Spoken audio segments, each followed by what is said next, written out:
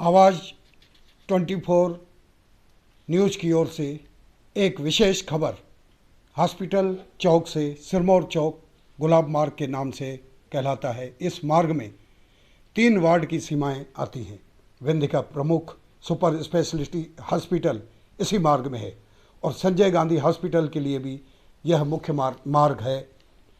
मरीजों को ले जा रही एम्बुलेंस भी कई बार जाम में फंसती नजर आती है।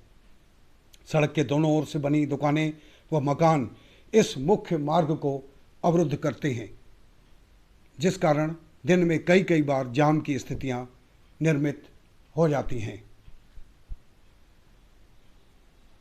गुलाब मार्ग के चौड़ीकरण किए जाने की प्रतिक्रिया आवाज़ 24 चैनल ने चैम्बर ऑफ कॉमर्स के सुशील कुंगवानी से ली।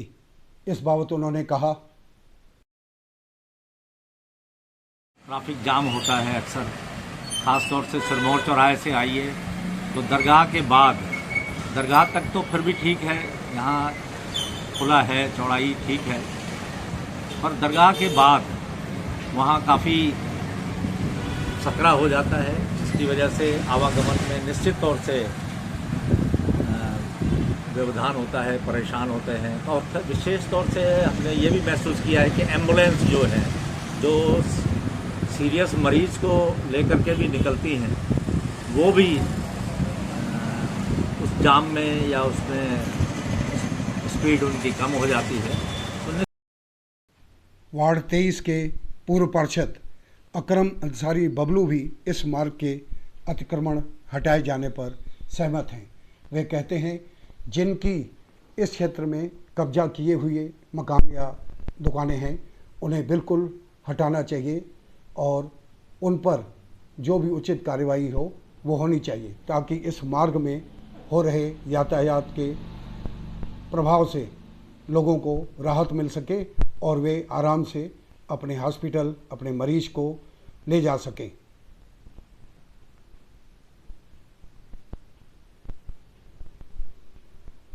ये अमैया नाला से लेके बिहारी होटल तक ये वार्ड 23 लगता है मेन रोड पे, और बाकी तो पीछे साइड बहुत लंबा वार्ड है। तो इसमें लगभग 40 से 50 दुकान के आसपास दुकानें फंस रही हैं, और जो नगर निगम ने अभी निशान लगाया है तो करीब 50 दुकान के आसपास निशान लगाया है गिराने के लिए। तो मेरा यही कहना है कि लोगों को ज़्यादा नुकसान ना हो, और जो नुकसान हो शासन उनकी मदद करे कि जो कि वो अपना दुकान और घर बना सकें।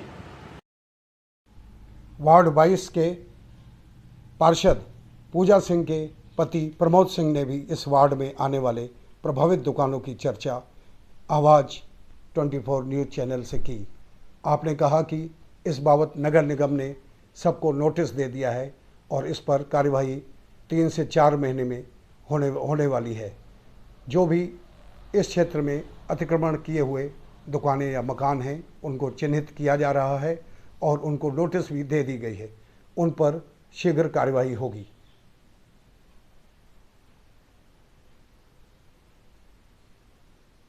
देखें, इस मार्ग में दुकानें और मकान जो बिल्कुल सड़क किनारे सटे हुए नज़र आ रहे हैं।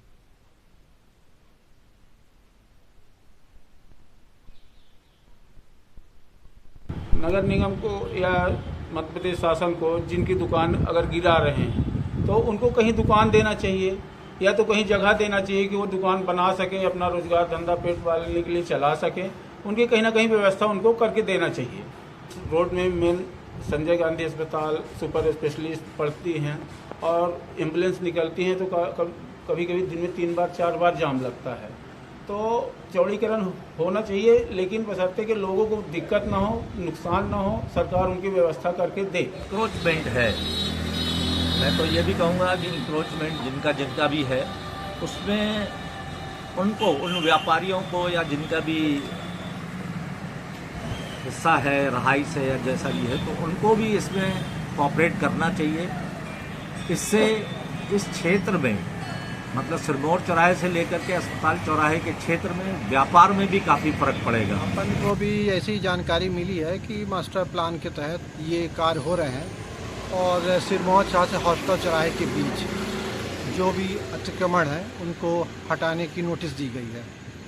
और गाइडलाइन के अनुसार 18 मीटर है सिरमौर चौराहा से गोस्वामी एक्सरे तक, फिर गोस्वामी एक्सरे से अमैया गुरुद्वारा तक, यहाँ तक है 15 मीटर, और फिर गुरुद्वारा से लेके हॉस्पिटल चौराहा तक 18 मीटर है। अभी सब लोग को नोटिस दी गई है, वो लोग अपना जवाब दें और रिकॉर्ड प्रस्तुत करें अगर उनके पास फेयर रिकॉर्ड है, और अगर नहीं है तो शासन के आदेश अनुसार हटाया जाएगा। अब ये कि अभी इसके बारे में डिस्कशन चल रहा है। अभी तो दावा आपत्ति का चल रहा है, संभावना मान चलिए दीपावली के बाद दिसंबर तक ये कार्रवाई चालू होगी। कम से कम 50 दुकानें तो हैं कम से कम, बिहारी समोसा से लेके हॉस्पिटल चौराहे तक 50 दुकानें हैं, और सभी को नोटिस गया है। विकास रोड चौड़ी होगी तो आवागमन भी सुचारू होगा।